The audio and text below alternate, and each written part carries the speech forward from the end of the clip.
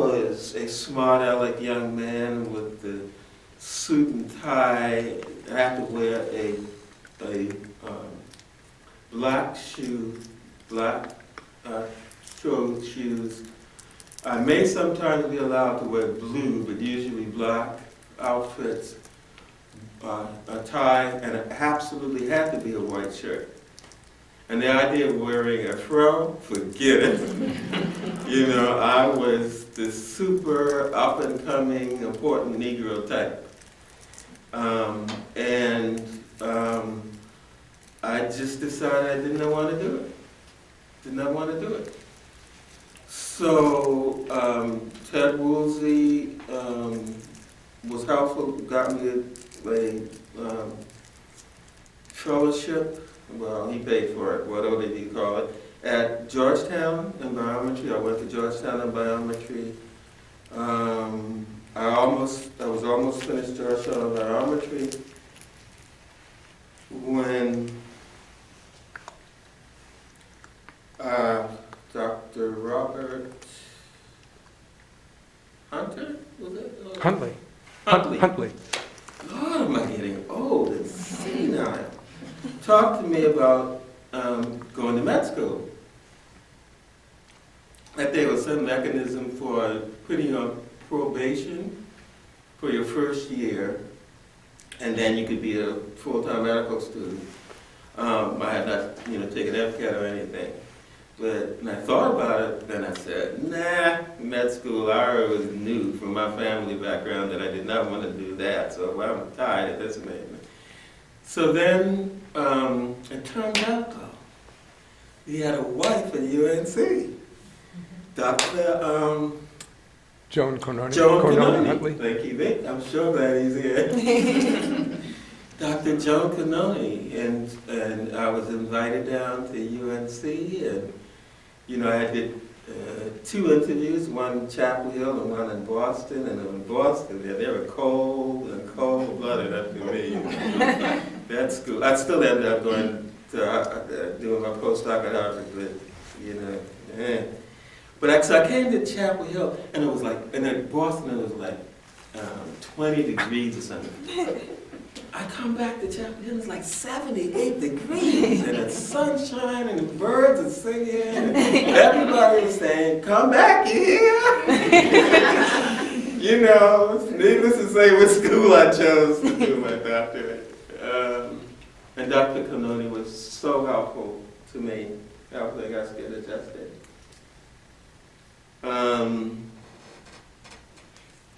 So then, how it feels like to come here at the time. To me, it was very supportive. They went out of their way back. I went to Dr. Omron. He put 3 fellowships in front of me and said, which one would you like to have? And I said, I think I'll take that one, and that one pays more money. Probably a dumb move, but I chose the one that gave me more money. And then I got involved in the course for getting black students to Barzak Napi, and you know that section already. So, is there anything, did we have difficulties at the school? We had several difficulties at the school. I can tell you the most traumatic thing that happened, and it happened during the same period. I want to be careful about names. Vic, you always help me to be careful about names. Should I mention the first name of the student? I think first name of the student is fine. What? First name of the student? That should be okay. Should I mention it? I suppose it's okay. I'll just mention the first name of the student. We'll eliminate it if it's a problem. First name. We can edit it out if it's a problem. Okay, good, exactly, please. There's a problem, I'll edit this out. But her name was Edith. She was from Roxborough, North Carolina. Very good student. Very quiet student. But she was sitting in a room when a well-known professor started a discussion, a humorous discussion, about the differences in the size of black women's versus white women's vagina. he did not realize that she was in the back of the room, like I said. Panic, you know? How do we protect this guy's name? How do we make sure that Edith doesn't tell anybody, blah, blah, blah. So they come to me and to tell me that this shouldn't be a problem about what happened to Edith in the class, and so blah, blah, blah, blah. And I said, oh yeah, okay. Edith never told me. She would never have told me. It wasn't her personality to tell some rabble-rouser about this. They told me. They told the rabble-rouser about it. So we went to, in our usual, 1960s kinds of activity. And of course, Dean Greenberg pulled us all together to work it out and make sure that this doesn't happen again, and blah, blah, blah. And Edith was scared to death. She didn't want to have anything to do with it. She didn't want a lot of noise about it, and so we, didn't raise a lot of cane about it. We handled it very quietly. But Edith became so concerned about what had happened until she got sick and left the school. Having the strength to survive this situation, even though it's nicer for you, but having the internal strength to survive is hugely important. And having a group to support each other is hugely important in your survival. Not only in your survival today, but in what will happen to you over the next 10, 20, 30, 40 years. That is probably the most important thing I can tell you. I don't know whatever happened to Edith after that. So. And there are other little less dramatic for me instances too, and we dealt them. Usually, it was easy to do with Bill Small there, always able to talk to Bill Small.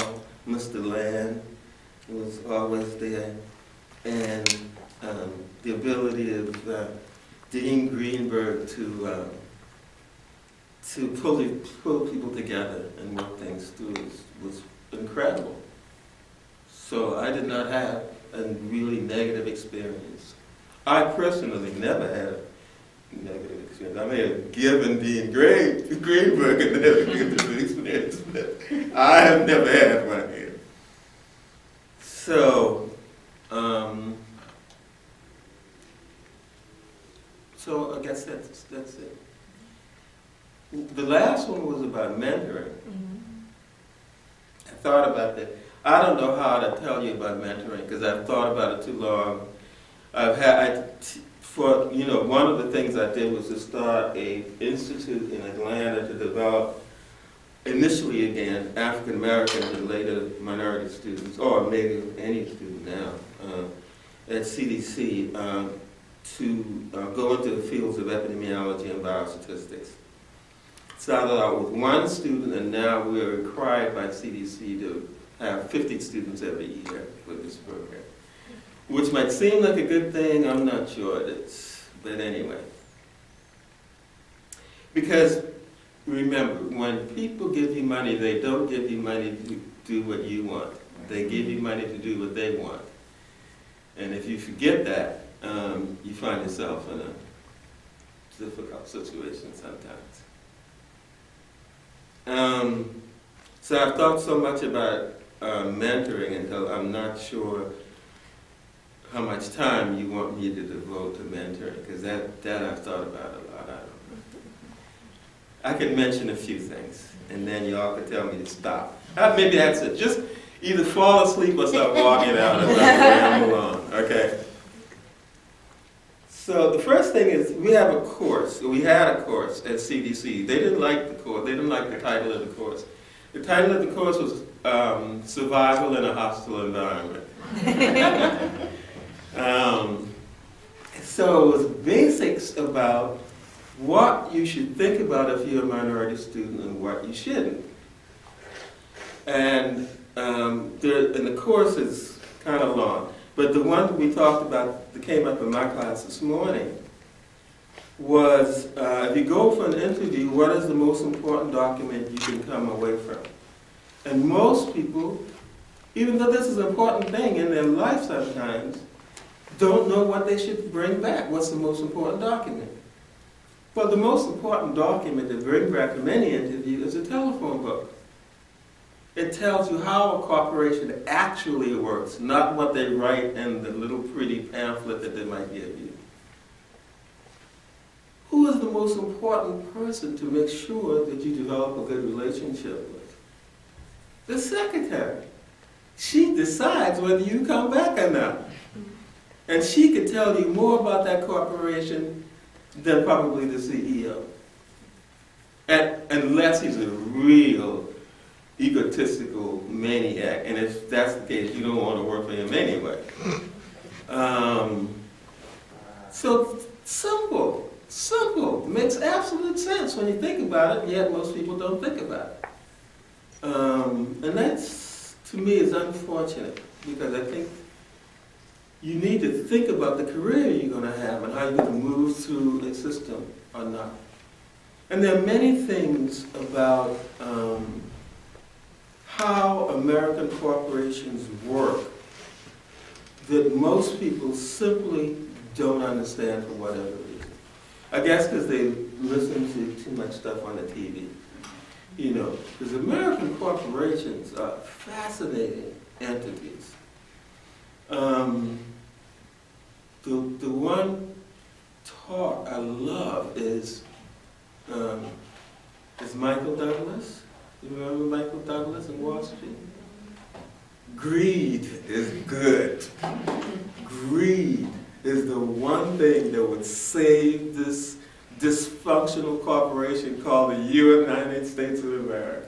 It is absolutely one of the most important speeches about American corporations in the world. The second thing is that, you know what a pathologic person is, right?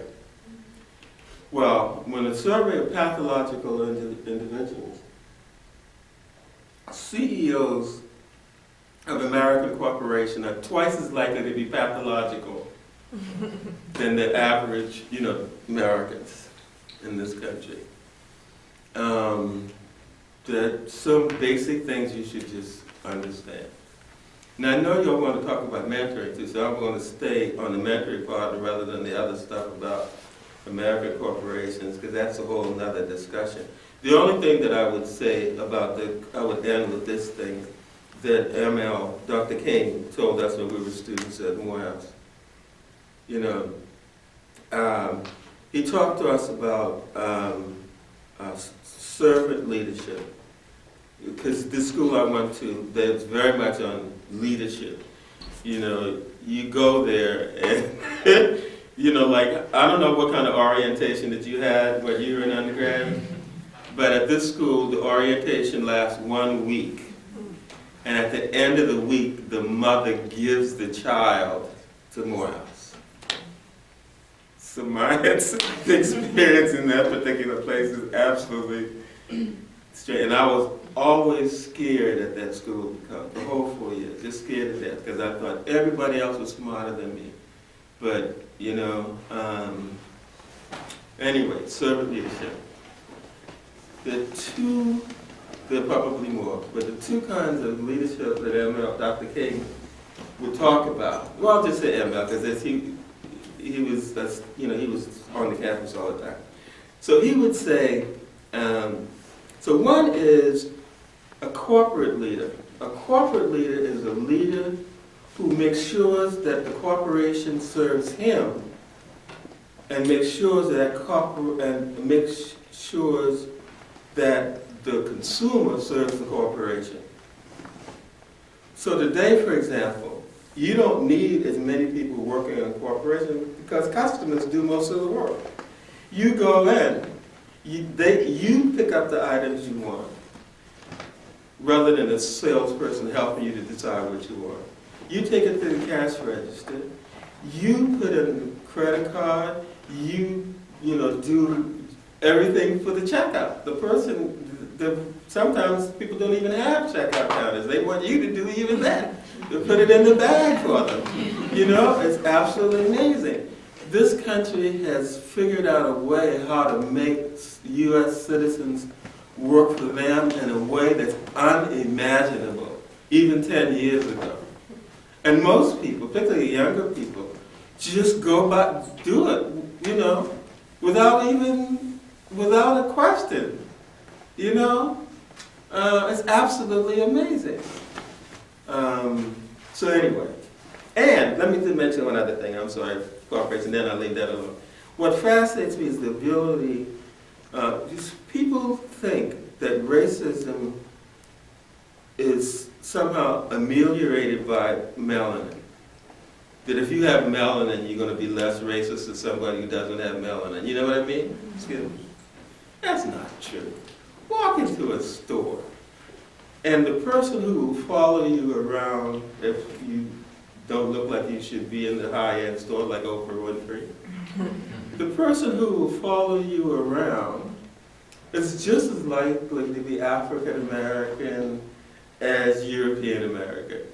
This whole notion that, you know, somehow if you have melanin it protects you from being a racist is total bullshit.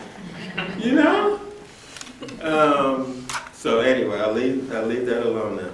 So now to get to what I was supposed to talk about.